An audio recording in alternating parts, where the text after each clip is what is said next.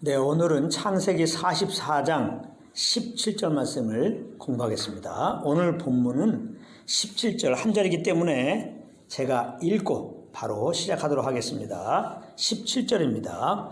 요셉이 이르되 내가 결코 그리하지 아니하리라.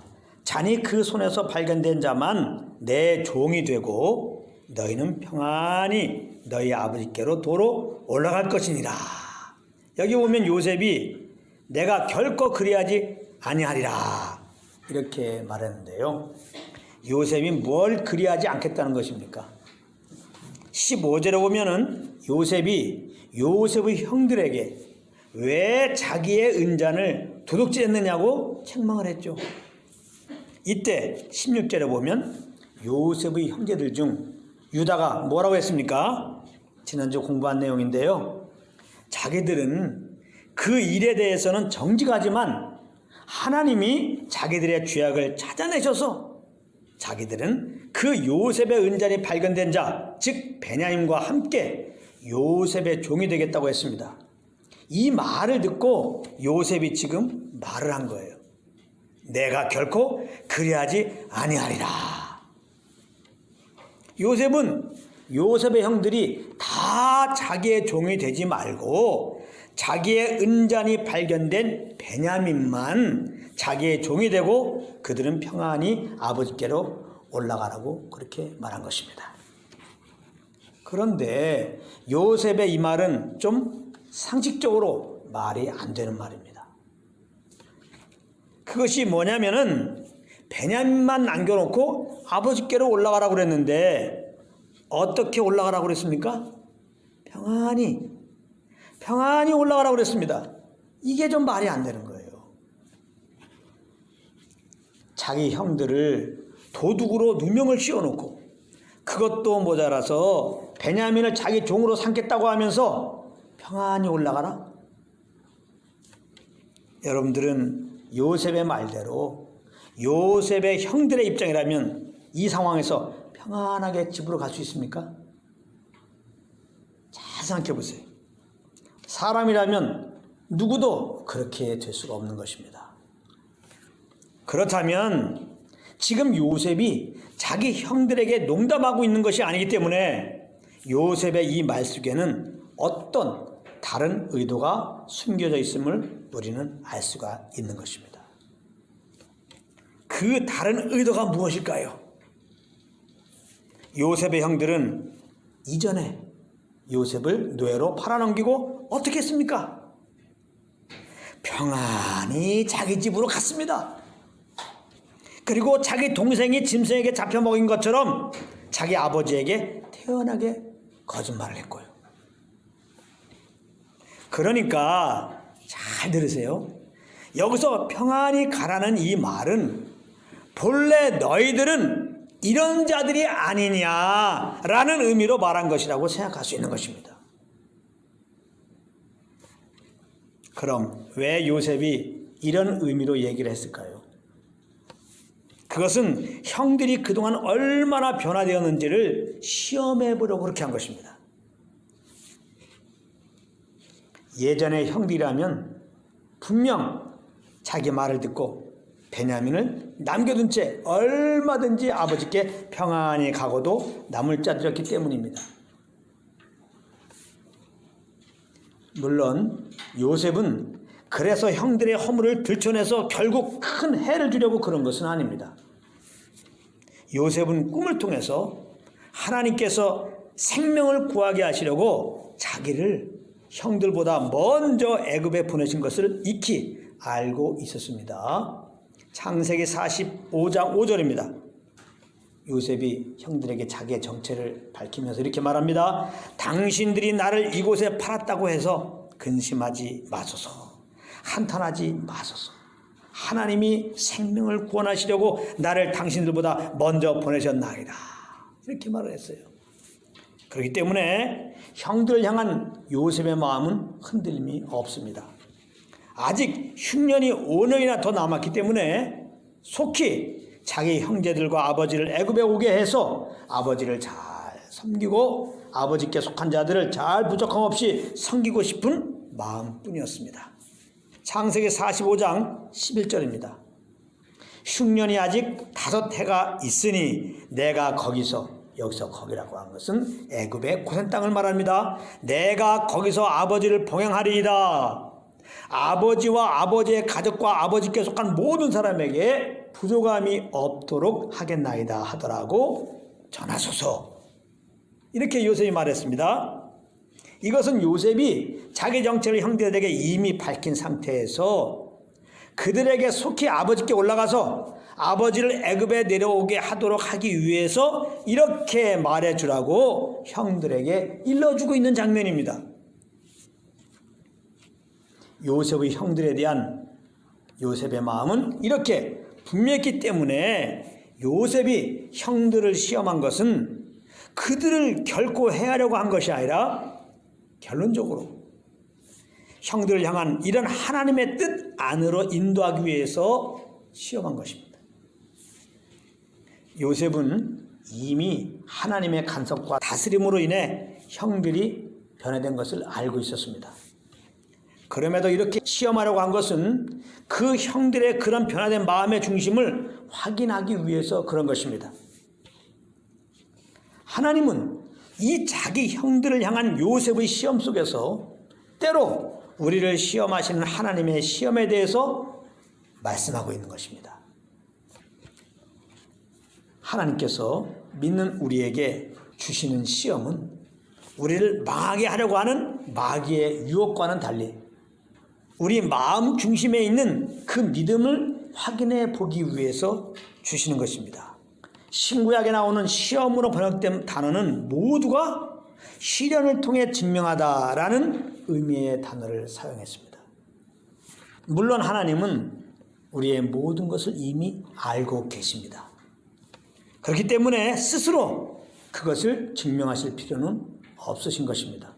그러나 하나님은 이 시험을 통해서 우리가 가지고 있는 믿음이 참된 믿음인지, 그리고 그 어떤 시련도 우리가 가진 이 믿음을 빼앗을 수 없음을 우리에게 증명해 보이시기를 원하신다는 것입니다. 즉 우리에게 믿음을 주신 하나님께서는 그 우리가 믿음에 온전히 거하게 하기 위해서 시험을 주시는 것이다, 이 말씀입니다. 그래서 야고보서 1장 2절부터 4절에 보면은 시험을 당하거든 기쁘게 여기라고 말씀하고 있는 것입니다. 제가 한번 읽어보겠습니다. 형제들아, 너희가 여러 가지 시험을 당하거든 온전히 기쁘게 여기라. 이는 너희 믿음의 시련이 인내를 만들어내는 줄 너희가 알미라. 인내를 온전히 이루라. 이는 너희로 온전하고 구비하여 조금도 부족함이 없게 하려 함이라. 이렇게 말씀하고 있습니다. 여기 보면 믿음의 시련이 결국 어떻게 한다고 했어요? 우리를 온전하고 조금도 부족함이 없는 자로 만드신다는 겁니다. 그러니까 이 말씀 무슨 의미입니까? 이 시험을 통과할 때 우리에게 있는 불순물이 제거된다, 이 말이에요. 그래서 이 시험을 통해서 우리는 오직 우리 안에 계신 믿음의 주여 또 온전케 하신 이인 예수님만 의뢰하며 따르는 그런 예배자로 세워지게 된다는 말씀인 것입니다. 그러니까 우리는 시험을 당할 때 그것을 이상히 여기면 안 되는 겁니다. 왜 나에게 이런 어려운 시험이 있지? 왜 이런 시련이 닥치지? 이렇게 할 것이 아니라 이거예요. 베드로전서 4장 12절 13절입니다. 사랑하는 자들아, 시련만 당하고 시험을 당하면 그냥 왜 이렇게 이상하게 나에게 이런 시련이 있지? 왜 이렇게 어려움이 있지? 왜 나에게만? 이런 자들이 있기 때문에 베드로가 성령의 감동 따라 조심스럽게 지금 기록하고 있습니다. 사랑하는 자들아. 전 그런 마음으로 쓴 것 같아요. 사랑하는 자들아. 제가 베드로의 마음을 가지고 읽어보겠습니다. 너를 연단하려고 오는 불시험을 이상한 일 당하는 것 같이 이상히 여기지 말고 오히려 너희가 그리스도의 고난에 참여한 것으로 즐거워하라. 이는 그의 영광을 나타나실 때에 너로 즐거워하고 기뻐하게 하려 하심이라. 이렇게 말씀하고 있습니다. 여기 마지막 부분에 보면은 시험은 그의 영광을 나타나실 때에, 즉 예수님이 오실 때에 우리가 예수님을 만날 때에 우리로 즐거워하고 기뻐하게 하는 것이라는 겁니다. 시험이, 하나님의 주시는 시련이. 왜 그렇습니까? 믿는 자들이 시련을 당하게 되면 결국 어떻게 된다고요? 이 세상에 내가 의지했던 거, 내가 사랑했던 것들을 어쩔 수 없이, 사실 어쩔 수 없이 어쩔 수 없이 다 내려놓게 되는 겁니다. 그리고 오직 우리 안에 계신 그리스도만 의지하게 되고 그 그리스도를 만날 때만을 애타게 기다리게 되는 것입니다. 시련을 당하면 이 세상 소망이 없어져요. 한 소망만 바라보게 되는 겁니다. 그리스도께서 빨리 오셨으면 그 생각밖에 안 나요.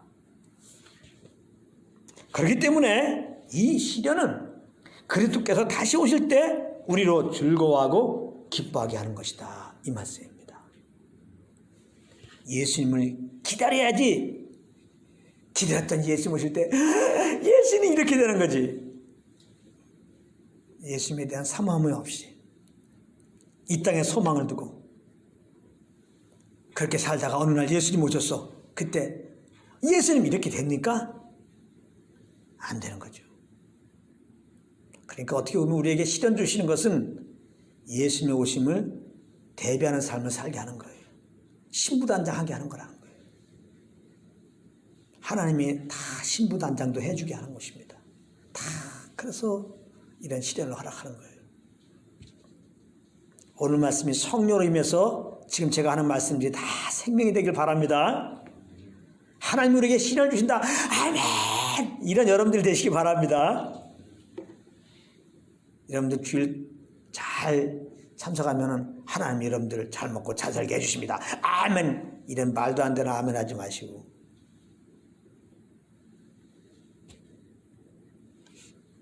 하나님은 절대로 예수 믿고 구원받은 자들을 이 땅에서 형통하게 하고 잘 먹고 잘 살게 하는데 관심이 없습니다. 그렇게 하려고 우리를 구원한 적도 없어요. 그렇게 하려고 구원한다고 말씀하신 그 곳이 없어요. 물론 그렇다고 하나님이 너 예수 믿었어? 이제부터는 하늘마다 무조건 꼬이게 해야지. 무조건 안 되게 해야지. 무조건 어렵게 해야지. 그렇게 하는 건 아닙니다. 물론. 하나님은 하나님의 뜻을 이루기 위해서 우리에게 고난도 주시고 또 형통도 주시는 것입니다. 하나님의 뜻에 따라서. 우리가 뭐 주님을 잘 섬기면은 하나님이 고난 주시려다가 형통 줘야지. 우리가 또 하나님을 더 잘 섬겨. 그럼 하나님이 이제는 좀 시련 주시려고 그랬는데 아니야. 이제는 형통 주셔야지. 이런 분이 아니라는 거예요. 그러니까 제발 우리가 뭔가 주님께 잘 해드려서 내 행위로 말미암아 주님의 눈에 꼭 들게 해갖고 그래 주님을 기쁘게 해드려가지고 하나님을 감동시켜서 뭔가 내 삶에 유익함을 얻어야지, 풍족함을 얻어야지, 이런 생각으로 주님께 나가지 마십시오. 이게 종교예요. 이게 종교라고. 제가 얼마나 피곤한 겁니까? 여러분들 어떤 행위로 주님을 기쁘게 해드린다고 생각하는데 여러분들 연약해서 그럼 그렇게 해드릴 수 있습니까? 못하잖아요. 그럼 바로 정죄가 오는 거예요. 이거 어떡하지? 이렇게 못 해드렸는데. 여러분들은 하나님이 언제 이 잘못한 거에 대해서 보응하실까? 그 생각하게 되는 거예요. 종교 생활은 멍에 매는 거라는 거 아니에요? 멍에 매는 거. 평할 날이 없는 거예요. 주님은 이 멍에에서, 이 종교 생활에서 자유케 하시려고 이 땅에 와서 우리 죄를 짊어지고 죽으시고 부활하시고 성령을 보내서 이렇게 회개하고 예수 믿고 구원케 하신 것입니다. 할렐루야. 그래서 구원받은 우리들이 이제 성령과 동행 속에서 이렇게 살아보세요. 하나님을 알게 되죠. 하나님이 우리를 보면서 기뻐하시는 게 뭐냐? 우리가 주님에서 얼만큼 일한 걸 따라서 기뻐하는 게 아니라 예수 믿는 그 믿음을 보시고 기뻐하시는 거예요. 할렐루야. 하나님은 당신은 알아주는 거 아니야? 예수 믿었다는 거는 정말 나를 사랑하시는구나. 정말 우리를 사랑하시는 그 하나님의 마음을 알아주는 거를 하나님은 그렇게 기뻐하는 거예요. 그러므로 우리는 예수 그리스도를 믿는 그 믿음으로 그냥 삶을 되는 거예요. 그 예수도 믿는 믿음으로 사는 게 뭐예요? 우리 안에 계신 성령께서 주시는 그 인도함 따라서 그냥 사는 거예요. 할렐루야. 이렇게 살아면 이렇게 살고 저렇게 살면 저렇게 살고. 그렇게 살 수 있는 근거는 뭡니까? 이미 그리스도 안에서 우리를 기뻐하고 계시는 주님 앞에서 말이죠. 이것을 알 때 그렇게 살 수 있는 거예요. 많은 분들이 그리스도 안에서 우리를 이렇게 기뻐하고 살아가는 것을 모르니까 자꾸 내가 주님을 섬긴다고 하는 것이 이런 섬김을 통해서 주님의 그 눈에 들려고 그렇게 섬긴다 이 말이에요. 제발 그렇게 하지 마세요. 그런 식으로 말하면 여러분들은 하나님 눈에 이미 다 들은 사람이라니까. 할렐루야. 여러분들 기뻐하지도 않네. 뭘 해갖고 뭐 하나님 눈에 들려고 그래. 이미 하나님이 여러분들 다 눈에 들었어. 아니 어떻게 그렇지. 나는 하나님께 눈 들게 한 게 없는데 여기에 잘못한 것밖에 없는데 나 행한 거 죄밖에 없는데. 그러니까 그게 은혜예요. 예수 그리스도의 공로를 힘입어서 그렇게 된 거예요. 하나님 눈에 든 거는 오직 예수 그리스도밖에 없어요. 예수도 한 분만 그 행하심이 하나님 눈에 쏙 들은 거예요. 그 십자가만. 그렇기 때문에 우리는 하나님께 지금까지 눈에 들도록 한 게 없지만은 그 예수를 믿어서 예수님 안에 쏙 들어가 있으면은 그 그리스도 안에서 우리를 보실 때 그리스도를 보시고 기뻐하신 것처럼 우리를 그리스도 안에서 기뻐하시는 거예요. 그냥. 우리는 예수님의 그 십자가의 행하심 때문에 그 행하심을 힘입어서 이렇게 그냥 하나님께 인정받고 있는 거예요. 할렐루야. 이것 아는 것을 은혜라고 하는 겁니다. 이 은혜는 우리의 머리로 아는 게 아니라 성령으로 아는 거예요. 오늘도 성령의 조명으로 하나님의 이 베푸신 은혜를 아시기 바랍니다. 그러므로 예수 그리스도로 말미암아 우리가 믿음으로 이렇게 죄사함 받고 믿음으로 의롭다함을 얻었고 그 믿음 가진 우리들을 하나님이 기뻐하신다 이 말이에요. 이거를 꼭 기억하시기 바랍니다. 이거를 자꾸 모르니까 그냥 나름대로 하나님께 내가 잘 해드려가지고 복을 받으려고 그랬는데 나름대로 잘 해드렸는데 이 복이 아니라 자꾸 이렇게 시련이 와 시험이 와. 그러면 시험 드는 거 아니에요. 근데 오늘 말씀 뭐라고 그래요? 시련이. 정말 이거는 우리가 낭만할 게 아니에요. 시험 들 게 아니에요. 시련 당하면. 하나님의 시험을 받으면 이거 기뻐할 일이에요. 근데 은혜의 복을 모르니까. 그리스도 내가 누군지를 모르니까. 그렇게 기뻐할 자리에서 낭망할 수 있단 말이에요. 고개 숙이고 눌려있단 말이에요. 그런 분들이 많아요. 너무 안타까운 거예요. 그러니까 베드로가 성령의 감동함으로 쓴 거라니까요. 그래요. 베드로전서 1장 6절에 보면은 베드로는 계속해서 믿는 자들이 이 시련을 받을 때 이 시련으로 말미암아 갖게 되는 유익을 이렇게 말씀하고 있습니다. 잘 들어보십시오. 그러므로 너희가 이제 여러 가지 시험으로 말미암아 잠깐 근심하게 되지 않을 수 없으나 우리는 연약하기 때문에 어쨌거나 하나님의 시험을 받으면 시련을 당하면 좀 근심할 수 있죠. 사실 조금 힘들어할 수 있습니다. 그걸 지금 얘기하고요. 그러나 오히려 기뻐하도다. 너희 믿음의 확실함은 불로 연단해도 없어질 금보다 더 귀하여 예수 그리스도께서 나타나실 때 칭찬과 영광과 존귀를 얻게 할 것이니라. 예수를 너희가 보지 못하였으나 사랑하는도다. 이제도 보지 못하나 믿고 말할 수 없는 영광스러운 즐거움으로 기뻐하니 믿음의 결국 곧 영혼의 구원을 받음이라. 이 시련을 통해서 더 우리가 믿음으로 살게 되니, 즉 더 성령과 동행하는 삶을 살게 되니 주님 오실 때 주님으로부터 칭찬을 듣게 될 것이라는 겁니다. 눈으로 예수를 보지 못하지만 이 시련을 통해서 더 주님의 음성을 듣고 주님과 교통하는 가운데서 주님이 나를 얼마나 사랑하는지를 성령을 알게 되었으니 그 예수의 십자가의 은혜를 맛보게 되었으니 예수님을 더 사랑하게 된다 이 말이에요. 여러분들 정말 예수님만 사랑하기 원합니까? 시련을 달게 받으십시오. 정말 주님을 사랑할 수밖에 없도록 그래서 하나님이 시련 주시는 거예요. 우리 정말 예수님만 사랑하고 싶다며요. 그래서 예수님만 사랑하도록 시련 주셨는데 그래서 하나님 우리에게 준 시련을 우리가 어떻게 받아들여야 돼요? 그 시련에 대한 태도는 우리가 어때야 되냐 말이에요. 아이씨, 왜 나만 이거냐 이 말이에요. 아닌 겁니다. 아닌 거예요. 아닌 거예요. 많은 분들이 찬양할 때는 사랑하는 나의 아버지 사랑합니다 이렇게 하는데 얼마나 정말 주님의 사랑 알고 그렇게 할까?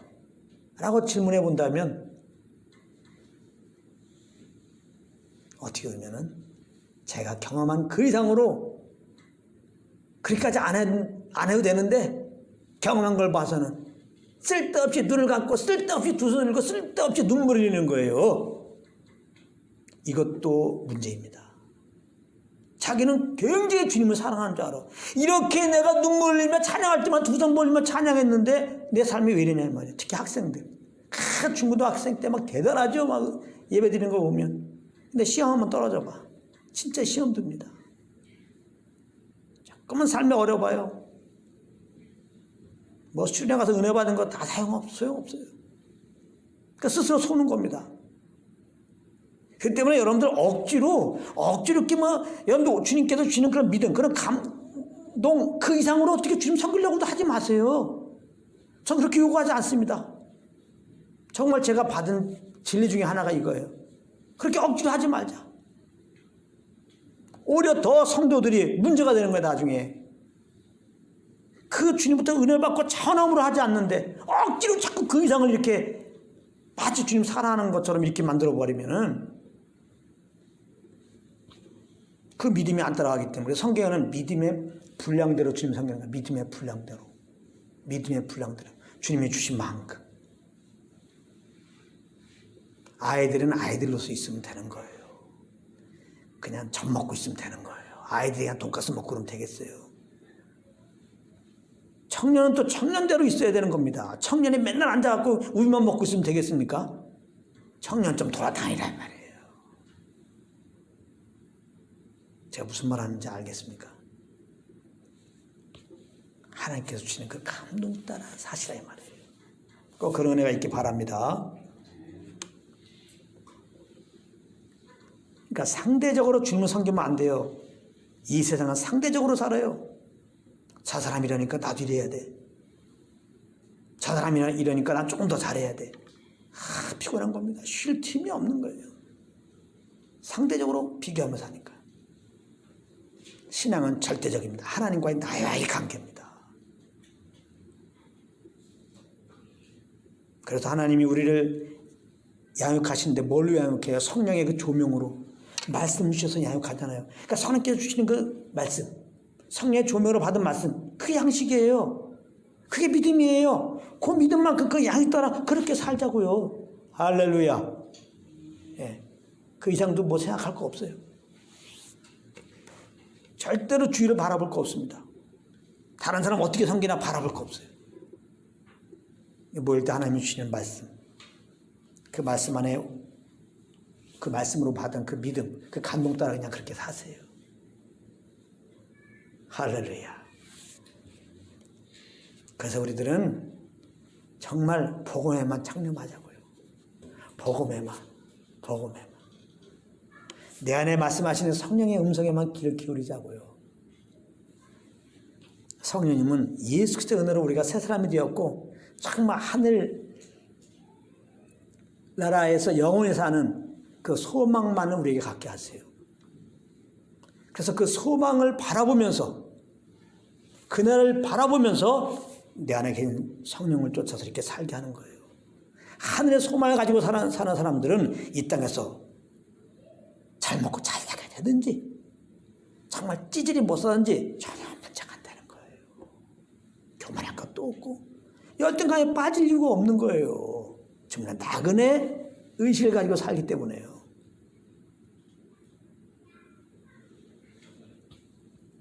그런 은혜가 있기 바랍니다. 절대로 주님 섬기는 것을 현실 세계에 어떻게 되는 것과 꼭 연결시키지 마십시오. 잘 되면 내가 주님을 잘생겨서 잘됐다. 못 되면 주님을 못생겨서 못됐다. 이렇게 하지 말라 이 말이에요.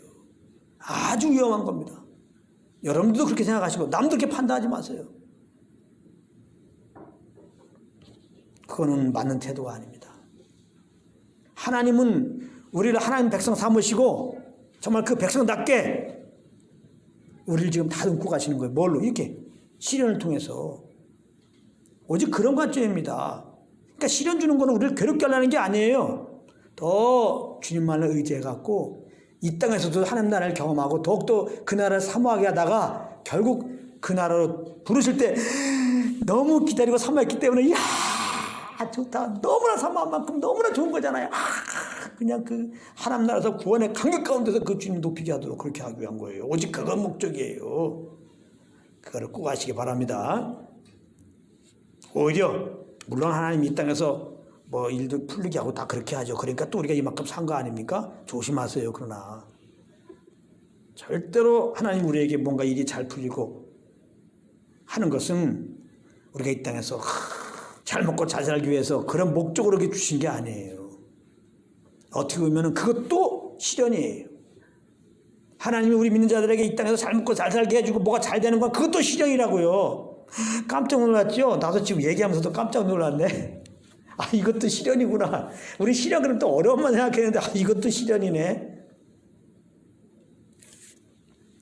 시련은 나의 어떤 교만함을 그 교만의 불순물을 제거하는 거잖아요. 잘 먹고 잘 살 때 일들이 형통하게 될 때 이때 진짜 교만함이 막 꾹꾹 올라오죠. 아, 이게 시련이네. 여러분들이 이 땅에서 잘 되는 것이 하나님 우리에게 주시는 시련이라는 것을 깨닫는 은혜가 있기 바랍니다. 아, 이게 그렇구나. 정신을 더 바짝 차리고. 시련 주신 이유는 뭐야? 더 주님께 길을 기울이라고. 더 주님과 동행하라는 사인이니까요.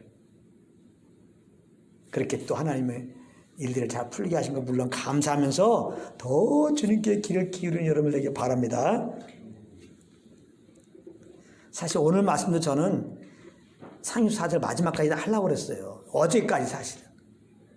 아침 새벽에 일어날 때까지 그가 계속 다 묵상했었고 그렇게 전하려고 그랬었어요. 근데 오늘 아침 다시 전체로 쫙 다시 한번 퇴어가면서 묵상하는 가운데 17절에서 그냥 더 이상 진행이 안 된 거예요. 이 말씀에서. 저는 알아요. 사실 20년 광야 동안에 이 말씀은 저에게 생명으로 비춰준 거기 때문에. 그러다 보니까 이거 같이 나눠야 되겠다. 이 진리를. 그래서 제가 지금 전하고 있는 거예요. 이 시험에 대한 진리를. 하나님이 믿는 자들이 허락한 이 시련에 대한 진리를.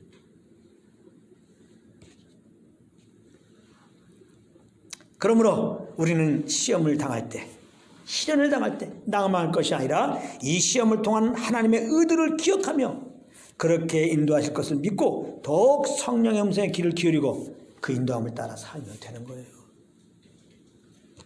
이것이 시험을 당할 때 인내를 온전히 이루라는 의미인 것입니다. 인내라는 게 문자 그대로 가만히 있는 거 말하는 게 아니에요. 무조건 참고 가만히 있는 게 말하는 게 아니에요. 인내라는 말이. 우리 안에 계신 선하께 귀를 기울이고 가만히 있으라는 의미는 성령의 음성에 귀를 기울이고 성령의 음성을 듣고 이 정도로 해석하면 돼요. 그 다음에 그 성령의 인도함 따라 사는 것이 인내를 온전히 이루라는 의미입니다. 아시겠죠? 바로 이것이 시험을 당할 즈음에 우리에게 이미 내신 피할 길인 것입니다.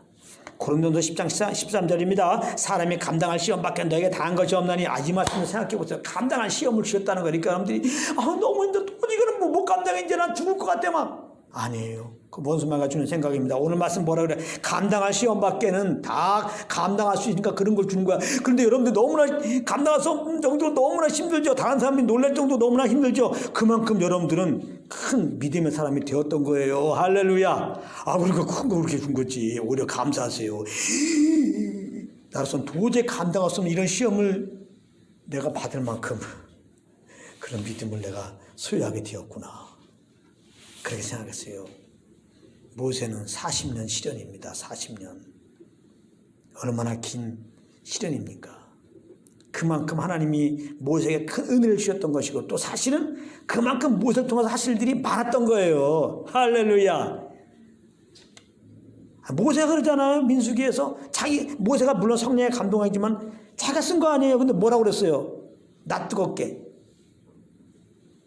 자기의 그 온유함이 지면에 누구보다 승하다는 거야. 다시 말하면 이 세상에서 자기가 제일 온유한 자라는 거야. 이렇게 썼어. 그것은 모세가 나는 이렇게 온유한 자라고 자랑하려고 쓴 게 아니죠. 누구보다 온유하지 못했죠. 근데 하나님이 시련을 통해서 시련의 불가마 속에 불가마 속에 넣어놓고서 그 광야 속에 집어넣고서 40년 동안이나 막 뜨겁게 떼버린 거예요. 그리고 나왔더니 예전에 그 나의 교만합니다. 내가 뭐 그걸 뭐 안 교만하려고 말이지. 내 야망을 안 부리려고 그게 아니야. 없어. 그게 자꾸 발동이 안 돼. 그리고 그냥 어려움만 있으면 주님만 저 의지하게 돼. 이렇게 훈련시키고 어떻게 됐습니까? 자기 히브리 민족을 애굽에 출애굽하잖아요. 그 당시에 확성기가 있습니까? 어떤 조직이 되어 있습니까? 그 광야에 말이죠.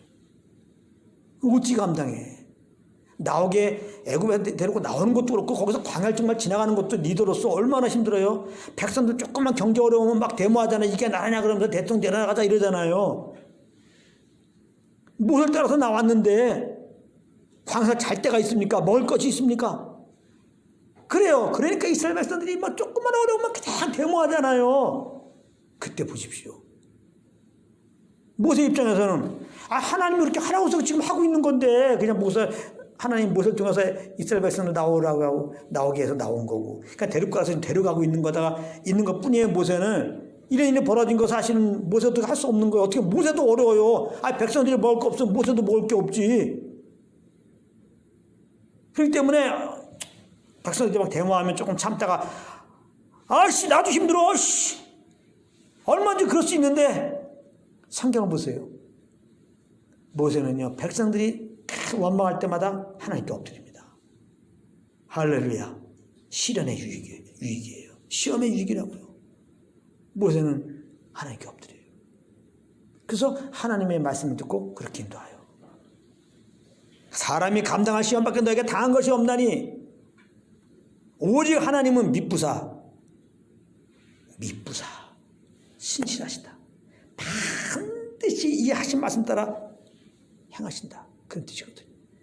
너희가 감당하지 못할 시험 당하면 허락지 아니하시고 다시 한번 얘기해요. 감당할 시험을 허락하신 거예요. 이 말씀만 믿어도 힘들어서 약간 근심할 수 있고 약간 힘들 수 있지만 근본적으로 걱정하고 낭망하지 않죠.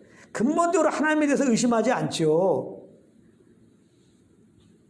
시험 당할 즈음에 피할 길을 내사 너희로 능히 감당하게 하시니라. 시험 당할 즈음에 피할 길을 내렸다는 거예요. 할렐루야. 사실은 시험 당하기 전에 우리에게 하나님이 시험을 줄 건데 그 시험을 능히 이길 이미 말씀을 주신 거예요. 하나님 주신 말씀이 뭐라고 해요? 믿음이라고 했죠. 이미 믿음을 주신 거예요. 말씀을 주셨어요. 그렇기 때문에 시험 당할 때 이미 주신 그 말씀, 이미 주신 그 믿음만 붙잡고 있으면 되는 거예요. 할렐루야. 하나님은 그 시험을 이길 믿음을 안 주시고 그 말씀을 안 주시고 시험을 하시는 법이 없어요. 그렇기 때문에 어려울 때는 잠잠히 주님께서 주신 은택을 기억하라고요. 할렐루야. 그럼 또 그래요. 나 지금 시련인데요. 하나님이 주신 말씀과 그 믿음이 뭔지 모르겠어요. 당신 구원받았습니까? 어떤 말씀 줬습니까? 예수님 나의 구원자라는 말씀 아니에요. 할렐루야. 예수님 나의 구원자예요.